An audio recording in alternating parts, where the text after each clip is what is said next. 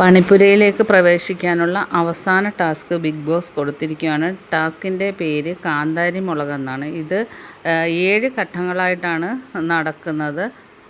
ഓരോ ഘട്ടത്തിലും ജയിക്കുന്നവർക്ക് 150 പോയിൻ്റ് വീതം ബിഗ് ബോസ് കൊടുക്കും. പിന്നെ ബിഗ് ബോസ് ഇന്നലെ പരാജയപ്പെട്ടതുകൊണ്ട് 1500 പോയിൻ്റ് സഹതാപം തോന്നിയിട്ട് ബിഗ് ബോസ് ഇവർക്ക് കൊടുക്കുന്നുണ്ട്. ഇതിൽ വിജയിക്കുന്ന ഒരാൾക്ക് നേരിട്ട് പണിപ്പുരയിൽ പ്രവേശിക്കാനുള്ള അവസരവും കൂടി ബിഗ് ബോസ് കൊടുക്കുന്നുണ്ട്.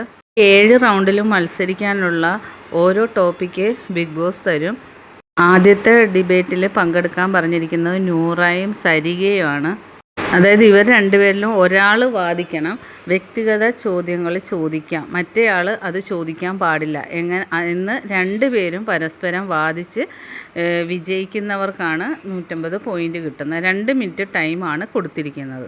ഇതിൽ നൂറാക്ക് ഒന്നിച്ച് പങ്കെടുക്കാൻ പറ്റില്ല, ഒരാൾക്കേ പങ്കെടുക്കാൻ പറ്റത്തുള്ളൂ. അതുകൊണ്ട് നൂറയാണ് ഇതിൽ പങ്കെടുക്കുന്നത്.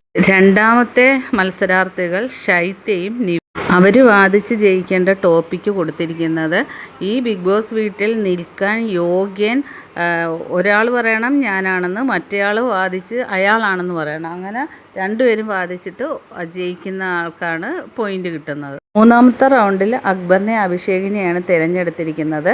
അതായത് ഗ്രൂപ്പായിട്ടും ഗെയിം കളിക്കാം എന്നൊരാൾ വാദിക്കണം, ഒരാൾ വാദിക്കണം ഒറ്റയ്ക്ക് നിന്ന് ഗെയിം കളിച്ച് ജയിക്കണം എന്ന് വാദിച്ച് ജയിക്കണം. നാലാമത്തെ മത്സരാർത്ഥി ഓനിയനും ശൈത്യയാണ്. ഡെഡ് സോണിൽ നിന്നും ഒരാൾക്ക് ഇവരിൽ ആർക്കാണ് യോഗ്യതയെന്ന് രണ്ടുപേരിൽ ഒരാൾ വാദിച്ച് ജയിക്കണം.